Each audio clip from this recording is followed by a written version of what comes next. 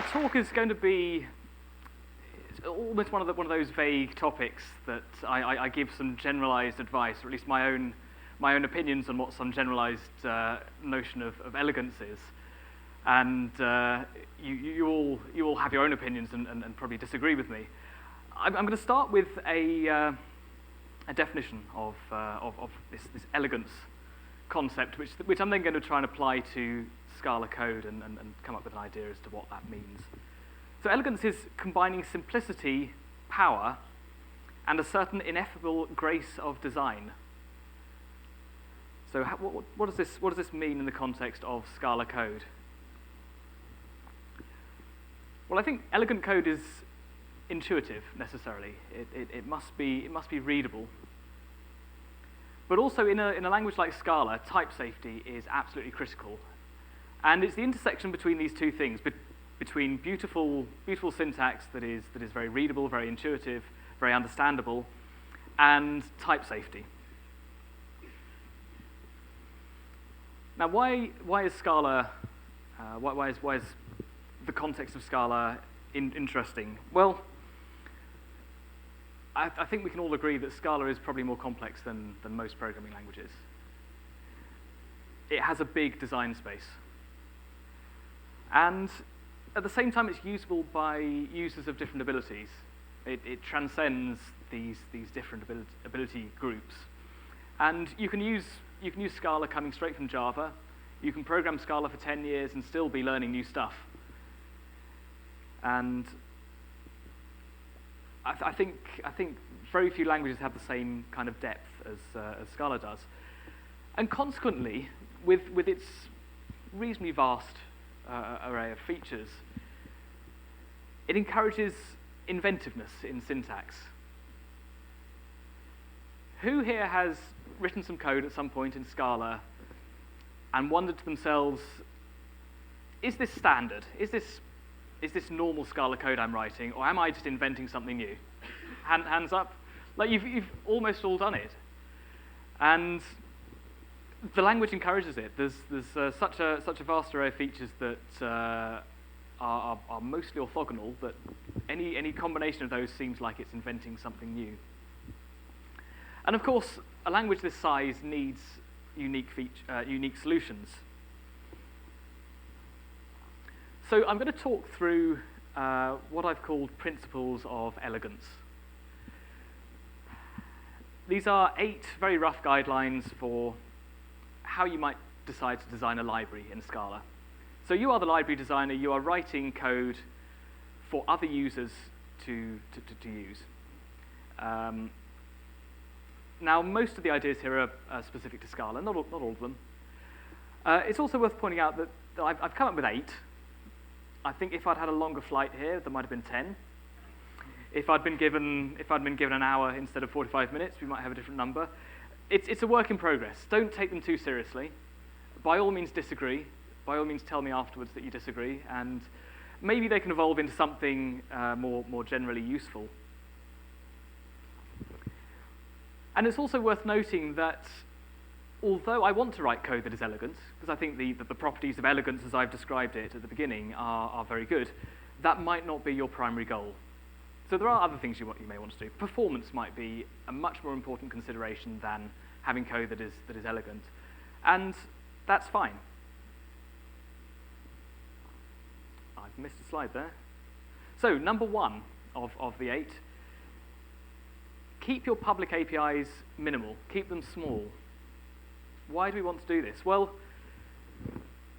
a small API is easy to learn. It's simple. There is less distraction. It's easy to maintain that code. So from your point of view as the maintainer of this library, things are easier for you as well as your users. And almost more importantly than all of these, it's easier to compose small APIs. If your type only has one method, that's less work to do when providing an implementation. It's easier to combine these things if there are fewer methods, fewer interactions to deal with. You should avoid polluting your public APIs, and I use this polluting word quite deliberately, with types, with members, with classes, and so on, that exist only really for your own internal usage.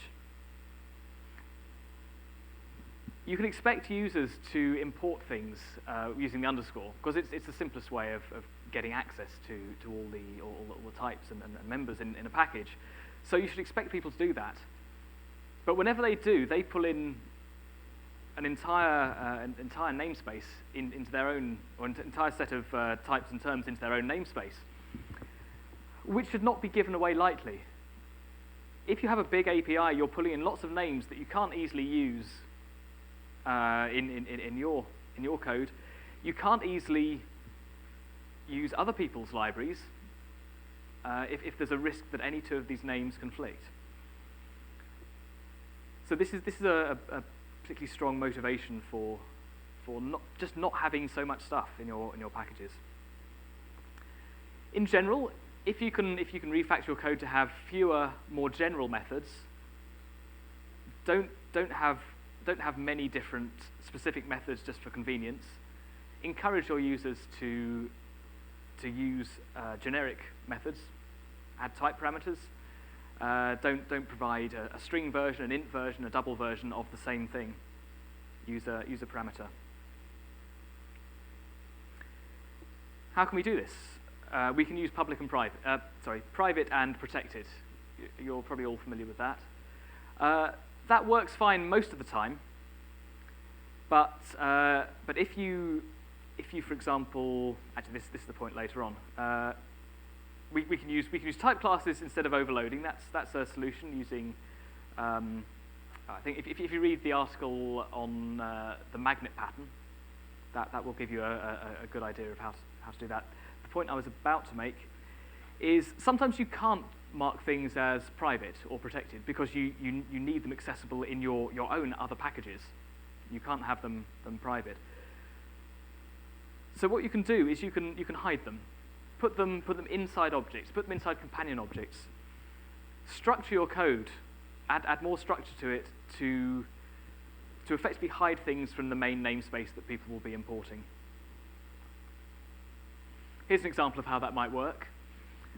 So instead of doing the top version up here, where you have a foo, then you've got two different versions of that, all in the main namespace, basic foo and advanced foo. Take those two classes and put them inside the foo companion object. I mean, this is a really simple point, but we're adding structure to avoid introducing lots more names into our API. So that's the first of the 8 principles, keeping your API small. Naming things. One of the 2 most difficult problems in computer science. This point, I'm not going to spend long on this because I think you all know that naming stuff is important. We need to give things names. We have a type system that is designed around the names of things rather than their structure. So classes, types, traits, packages, values, definitions, they all need to have names. And they fit into either the term namespace or the type namespace. But the names we choose should communicate something. They should give information to the programmer about what that thing does, what it represents. And this, I think, is why it's so difficult to name things. Because different users have different perceptions of what a name is. Preconceptions, in fact. Some of these are good. I mean, if we can give something a name and someone already has a fair idea as to what that is, then that's great. If they have a name which either gives no information, or I think worse than that, gives some indication that it's something subtly different, that can be problematic. And the English language is very rich with synonyms for different things, and they all have subtle nuances that may hint to programmers that it means one thing or the other. And there's also the context of programming. We have our own esoteric meanings that we've ascribed to certain words, And these all have to be taken into account. So does the method that you're trying to name already implement a familiar concept? That's a question to ask. How long should the name be? Now, I think Hao-Yi Lee, in an article on naming, which I'm about to mention in the next point, he talked about names roughly being Huffman encodings for information, in that if you're using a name or an identifier more frequently, then it should be shorter. Now this is a very rough suggestion, but it kind of works. But sometimes short names have more opportunity to be misleading. A long descriptive name is generally better. So these are all very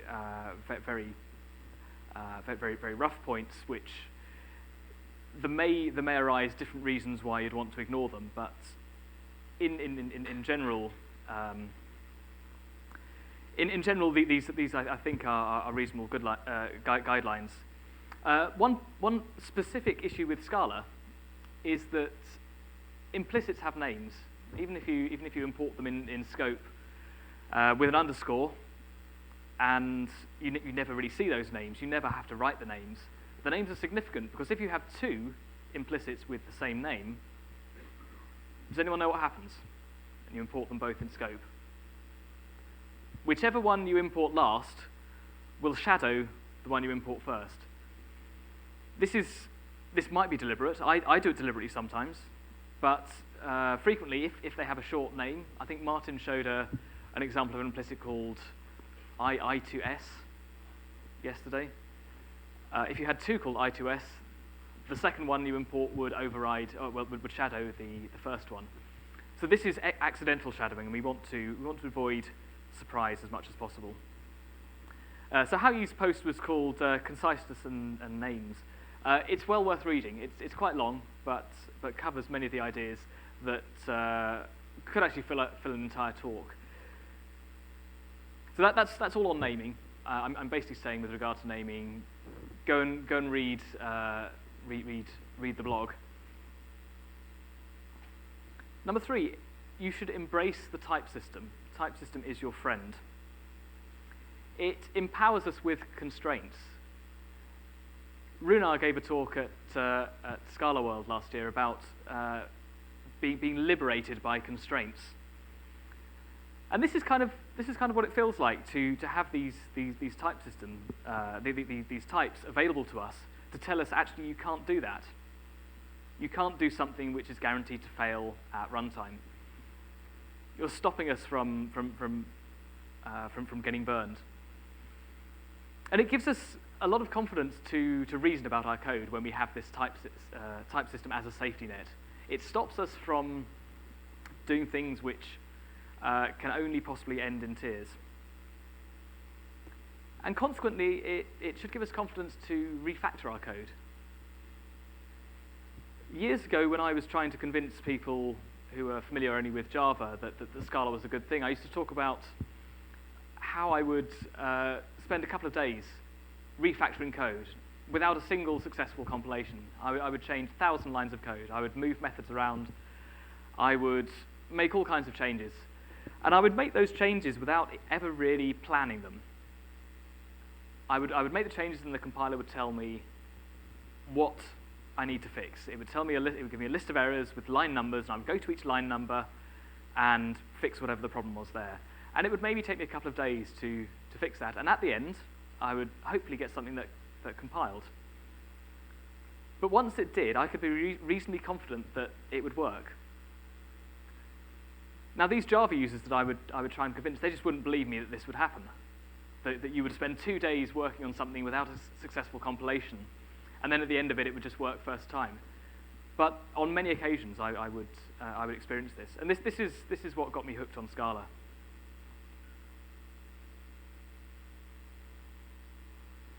So some guidelines on how we can do this, how we can take advantage of the type system. You should avoid primitive types as much as possible. you have something which is an int. Well, is it an int? Is it the same kind of int as another method which uses an int? Maybe, maybe not. Can we actually say this is some sort of measurement? Is it a length? Should we be comparing a length with a depth?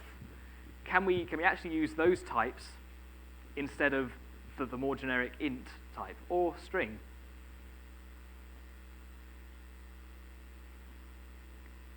I'd also recommend avoiding pure structural types. So option has its uses, as does either. But I mean, in the case of either, I guess you're all familiar with either. It has a left branch and a right branch. These are the two possibilities for an either. But what does left mean and what does right mean? Why are you using left and right? Why not use red and green? If you're describing something that is red and green, create a new type. Have a really low bar for introducing new types to things. Now, there are performance implications with that as well, potentially, but and the size of the bytecode that's generated will be greater.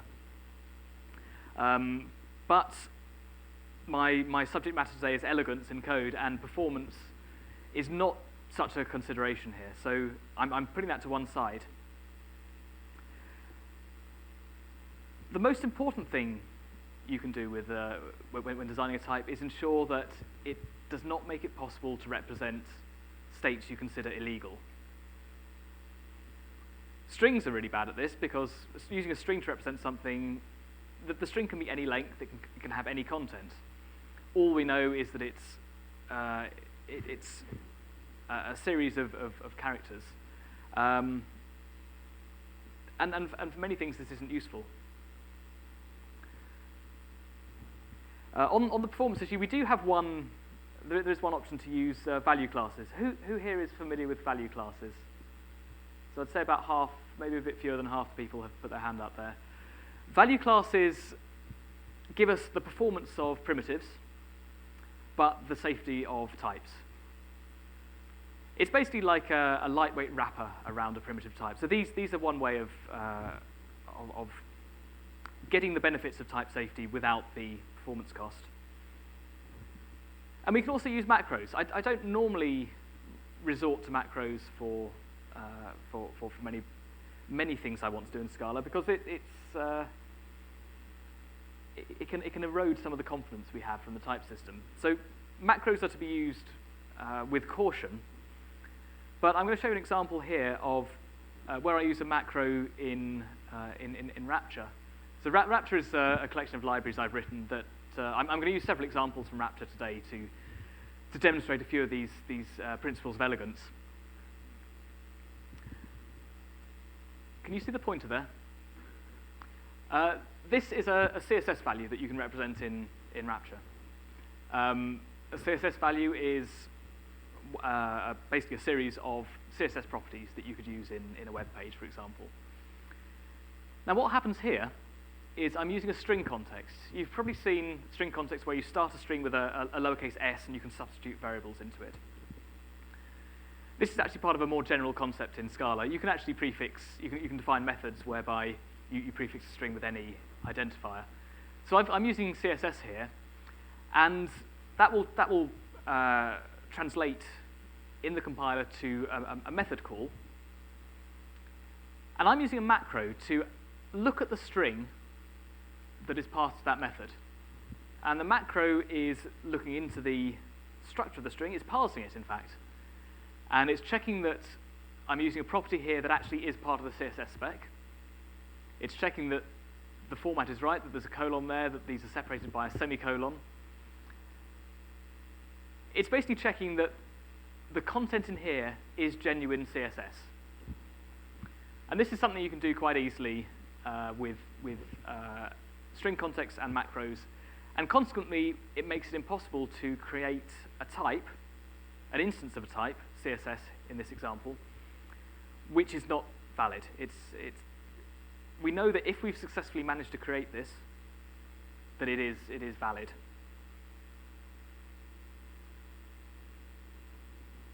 Okay.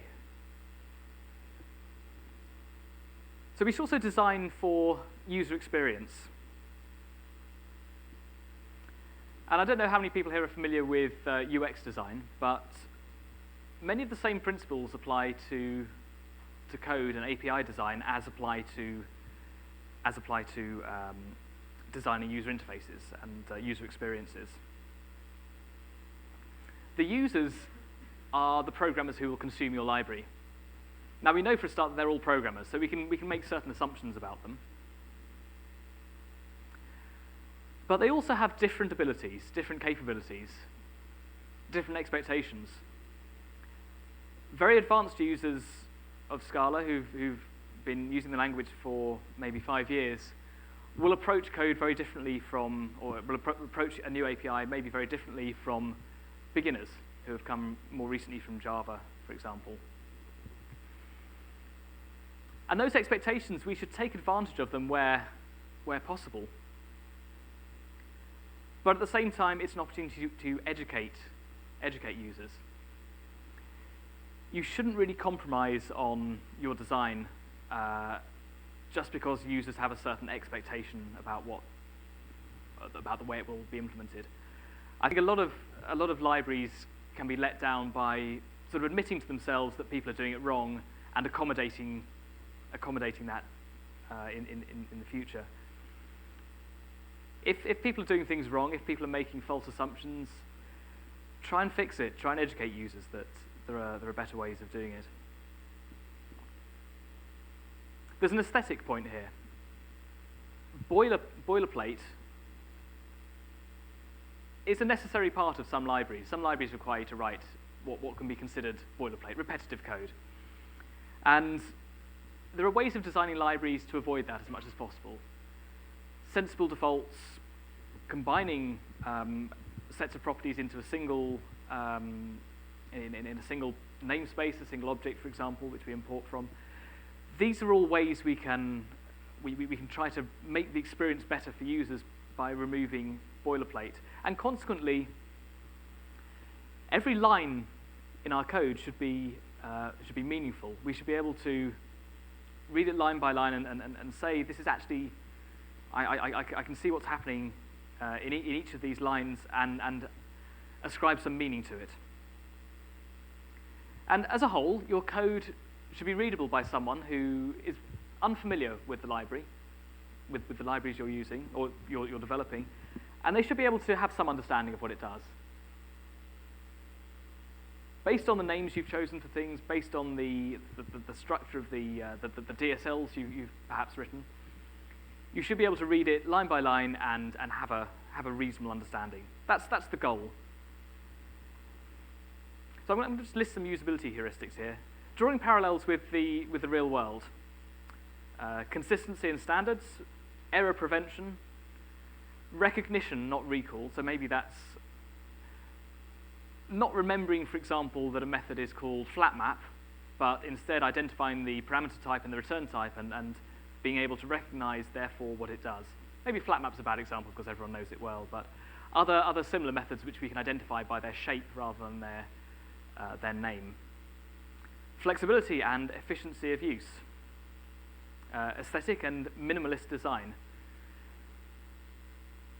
Now these, you can probably read this list and think these all apply, these are all sensible suggestions relating to API design. I actually lifted them from a blog post on 10 usability heuristics for user interface design, completely unrelated to programming. So the same concepts do apply across these disciplines. I also want to talk about use site first design. This is something I often do. I want to optimize my library for the use site. I write the horrible code so you don't have to. I want the code that my users write who are using my library. I want that to be elegant. I want that to have the beautiful aesthetic syntax. So that's what I optimize for. And maybe I can do this best by first of all writing the code I want to write. It won't compile because it's not defined yet, but just write down in code what I would like to see in my user code. it's also worthwhile writing down some things which shouldn't compile, writing down things which you expect to result in type errors. And then, given those definitions, you can write them as tests if you like. You can then try and write the code that makes them compile. And there's several iterations here. You need to maybe review your perceptions of what's possible in Scala, and Scala has a lot of scope for DSLs and different ways of writing them, and it's difficult to get them right first time. It's difficult to know exactly what's possible and what's not. But after several iterations, maybe you get to the point where you've got your samples to compile. Maybe you haven't, and maybe you need to compromise. But Scala, with all its depth of features, I propose that you only compromise when you've exhausted all of the possibilities in the language. If your sample code that you're writing is genuinely what you want to be able to write, and you're confident of that, then go through all of Scala's various features, try them out, try different types, try implicits, try higher kind of types, and then give up and then start compromising on your sample code. I should also say try macros. That opens up a whole wealth of other possibilities. I was a bit disappointed actually. Martin, in his keynote yesterday, talked about the principle of least power. That does conflict slightly with that. I'm going to use my get out of jail free card again and say the goal of elegance is not always consistent with what how you described in his blog on the principle of least power. But here's an example of some code I wrote for use site first design. This is an example from Rapture HTML, which allows you to write HTML syntax. We import some stuff here. And then this is representing a very simple HTML page. This is perfectly valid Scala code. It's also much more type safe than other HTML libraries. So one thing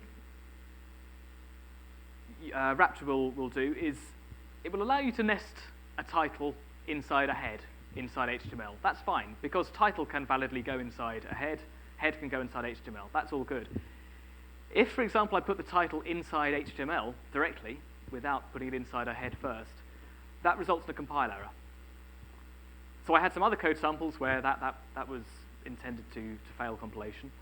I had loads of examples of these, and then I went through and implemented all of it, and we now get HTML5 syntax with nesting constraints enforced. So this is all really super type safe. I've got an example here of an attribute, so the style attribute, which is a parameter here, and this has a value of type CSS. Remember I showed you the CSS before? And this is basically what I decided early on that I wanted to write. And I then went back, tried to implement the code that would allow me to compile those samples. And I'll very quickly go through the things I needed to use to get that. Has anyone seen Scala's, we have an identifier underscore equals syntax for a setter. This is quite old syntax. Like a few people have seen it. Most people don't use it. It was very popular back when getters and setters were all the rage.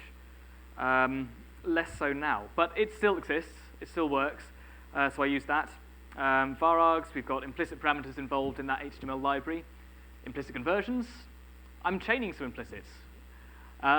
Existential types, they were necessary. Variants, both at the definition site and the use site.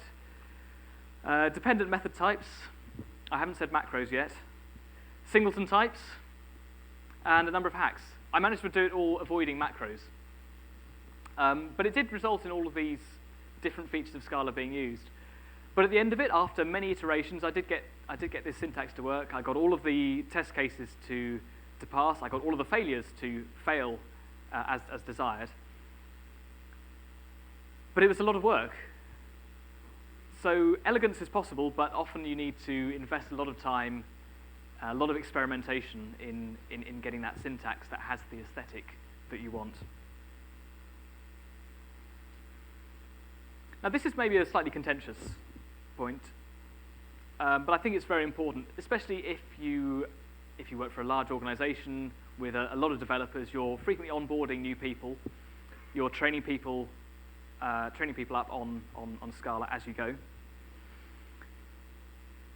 I really think you shouldn't need to be a library author to use a library. You should be able to get started straight away. Now, in the other room, Daniel Spiewak is, I think, teaching people how to write shapeless without shapeless. This is great. I mean, it's really interesting stuff, and I'm kind of sorry I'm missing it, but most users don't want to have to write shapeless or understand the details of shapeless, or that goes for any other library, for Akka, in order to use it. The library should be providing an abstraction that saves you the trouble of learning those differences. Advanced features like implicits, macros, or high-kinded types, these should not be a barrier to using a library. Now, when you're starting out, as all of us did at some point, I would describe certainly the way I was coding. I was learning recipes. I was copy-pasting code, not from the internet because it didn't exist then, but I was typing out code from magazines, and I didn't really understand what it did. I just copied it and tried it, and I would tweak it. If it continued to work, that was good. I learned something. I learned that I could tweak it in particular ways. I learned also there were other ways where I couldn't tweak it. And I think that's fine. I think code should be. I think using code should be a learning process, and we should accommodate users who are using it in that way. I think that's very important. So here's an example. I'm going to ask. This is sort of ask the audience. Can anyone tell me what's going on in this little expression here that isn't immediately obvious to the user? Any suggestions as to what might be happening? Now, I'll position the cursor there. There might be something there that we can't see. There might be something there we can't see, and there might be something there we can't see. Any suggestions? Oh yeah, I missed. Yeah, there's an apply method there. Anything else? Well, there are var args. Yeah, so I mean that's constructing a sequence behind the scenes. Shout louder. Say again. Implicit. Yeah, there's implicits. I can't remember if there's one there, but there's definitely one there. There's a can build from. There's a lot of things happening. There's a type parameter on the apply method that gets inferred. There's a return type that's inferred as well. I mean, that's not shown. Vector. Can anyone tell me anything about vector? Sorry? It's a array list. No, the point I was going to make was that this is actually a higher kinded type. This is a type constructor. Now that sounds quite advanced, but this simple expression is very intuitive. It's very clear to see that we have vector. Well, we're converting this list to a vector. We don't need to know necessarily that the kind of this type here, that it's a type constructor, a kind from star to star. We don't need to see that to be able to use it. And it's quite conceivable. We've just copied that, paste it, and change vector to array list or whatever you like, and we would expect that to work. So this is something that I find really nice about Scala. It's good for abstraction. At the use site, we hide syntax, and it's as library authors where there is some complexity going on. It's kind of what we want. We want to be able to hide that from users who shouldn't have to worry about it. So I gave these examples here. Type parameters inferred, return types inferred, implicit parameters get inferred. All of these things happen without us needing to explicitly type them. It helps us hide complexity, and it's basically abstraction. We're abstracting for our users of our code, the dirty details of what's really happening, so that they don't have to worry about it. And this is something Scala, I think, does very, very well. So principle number 6, you should be modular. I looked up modularity in the dictionary. How easily components can be separated and recombined. So that's still a rather vague concept. What's a component? What does it mean to separate them and recombine them? The point I'm getting at is that you should use type classes. So going from this very, very vague assertion, I'm saying that the solution to many of your problems, it does feel like this when you start using type classes, that they are such a wonderful solution to many things. How many people here, I noticed that one person is leaving as soon as I mentioned type classes. Thanks. How many people here are not familiar with type classes? How many people are familiar with type classes? So those two didn't add up to everyone in the room.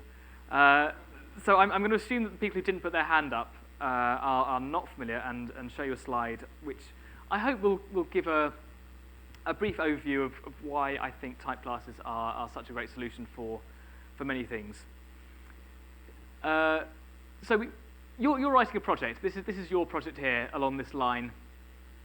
Now you will depend on upstream projects, for example, a standard library, and other people will depend on you. So your project in this example is going to be a JSON library, and you have a type that you're writing called JSON. Okay? I'm going to use the example of a string from the standard library. That's from an upstream project. And users of your JSON library, well, maybe they want to define invoices. They're writing an ordering system. So I'm going to use these three types as examples that come from each of these projects: upstream, defining yourself, and downstream projects. Now, with inheritance, we could define. Say we wanted to define whether something is writable, whether we can write it to disk or to a string. Don't worry too much about what that means, but writable is the concept of some kind of capability. Now, with inheritance, we would say, well, our JSON type extends writable, and we would implement some methods, and then we'd be able to call .write on it. That's how inheritance works. And in our project, we can write JSON extends writable. Projects downstream of us, they can say, well, invoice extends writable as well, so invoices become writable. So that's all good. But you can't say that strings are writable or JSON is writable in a downstream project. You can't even say that string is writable in your own project. Whereas if we use type classes, we would define the writer. Writer is a type class interface, and we would define instances of that type class interface. So we could define a writer for JSON. That's equivalent to JSON extends writable there. We could define a writer for strings as well. We could retroactively say this type, which has been defined in an upstream project, we can add this capability to it. We're retroactively adding that capability to someone else's type. And we're also leaving open the possibility that that downstream projects can define, for example, the writer as, the invoice as writable. The downstream project could also redefine the writer for JSON or redefine the writer for string.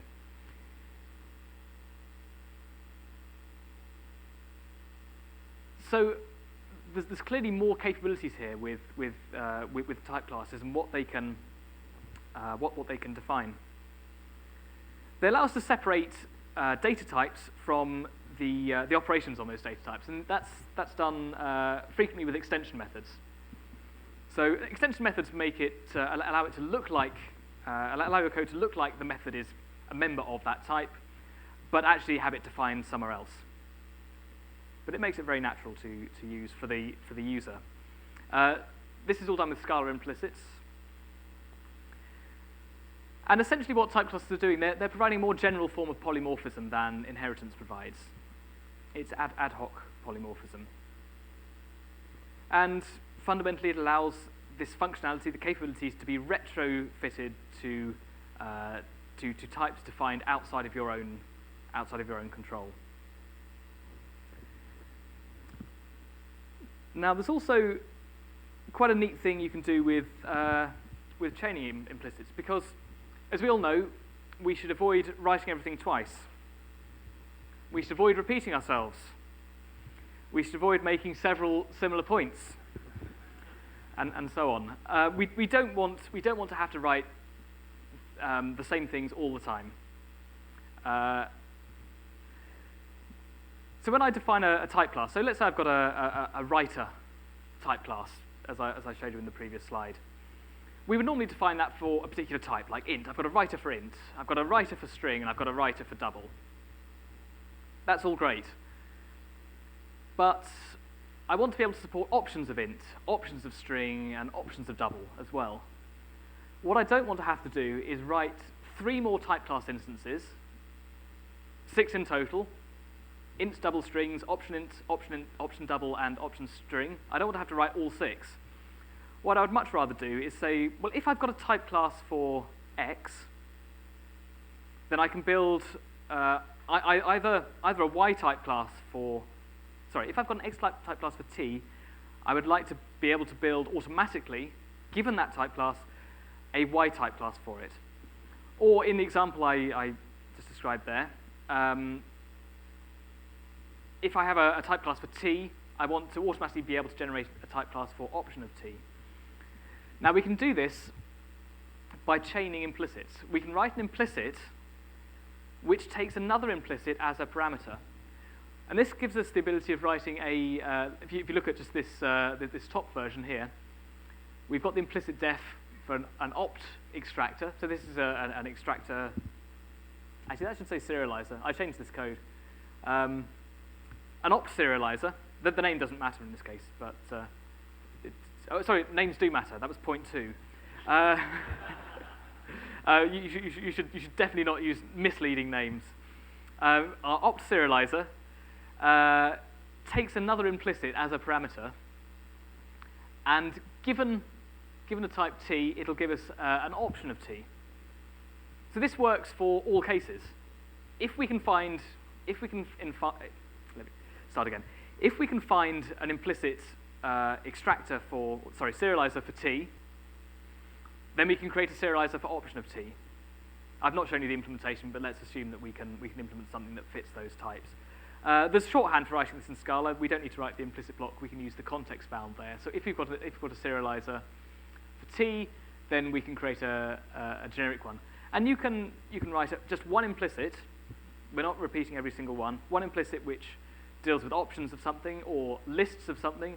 You can even generalize over all collections. That's the purpose of the can build from type class. And you can chain these implicits together and end up with actually quite complicated trees of implicit search.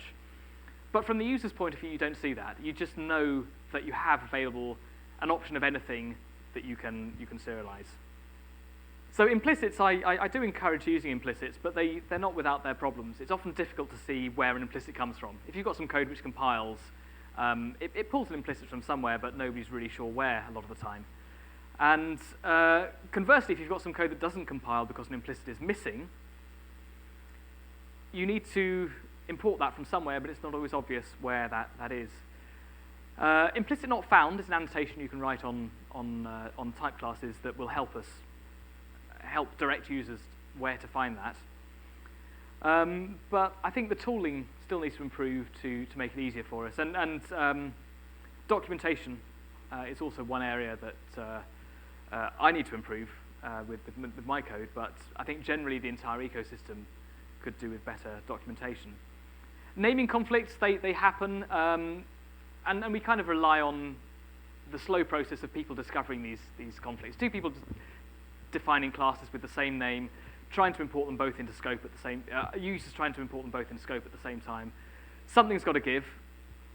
Maybe you have to start doing rewrites in your imports if you've seen them, but ultimately the ecosystem will very slowly evolve and fix itself. Someone will change the name, hopefully. And that's something which I hope will happen. Complex types. Daniel right now is probably building an H-list in the other room, if he hasn't already finished. If anyone, by the way, who here has used Shapeless or used an H-list? So a few people. You've seen probably the very complicated types you end up with. Very long types. You get a type mismatch. One H-list doesn't match another one. Is it difficult to read them? Yeah, it is. And we can have code that looks very elegant in the source code, but this elegance melts away when we have to deal with error messages that express, for example, a type mismatch. So the question is, can we do better? So my last slide is going to talk through one weird trick for fixing your type errors. So number one, work out what kinds of types or type mismatches you want to handle. So for example, H-lists. Work out what are the generic parts of those H-lists, and just write them down. And then write an implicit conversion that would, if that implicit conversion could ever be implemented, it would fix the type error. So it's an implicit from your broken type to the type you want in working compiled code. So this is not the end. This will fix your. This will make your type errors go away, but it won't solve any problems at all. It's important that it should be a low priority implicit, lower than anything else. So make it sort of a default, and then implement that implicit with a macro. Are you all following me so far? So you write a macro that is implementing an implicit conversion. And then in that macro, look at the, get type tags on the parameter type and the expected result type. Okay, so you've got those type tags in the body of the macro, and the macro can deconstruct those types. You can look at the type. You can write code that will execute iteratively. It can do comparisons between these two types, and then you can spend as much time as you like writing nice error messages that describe the problems. You could do a diff, for example, with H-list. You could say that, well, it's correct apart from this missing element here, or they're the right length but the types are wrong. All this information is available inside the macro. And consequently, when the compiler invokes that implicit, those types become available to the macro to use it. Print the error message out when you've got it, but make sure the macro fails every time. Make sure it does not succeed. If it succeeds, then it will your code will compile. So we still want it not to compile. We just want to output some more information to the user to make it clearer what the reason was why this didn't work. So this is something I've used a couple of times, and it does allow you to produce some much nicer error messages.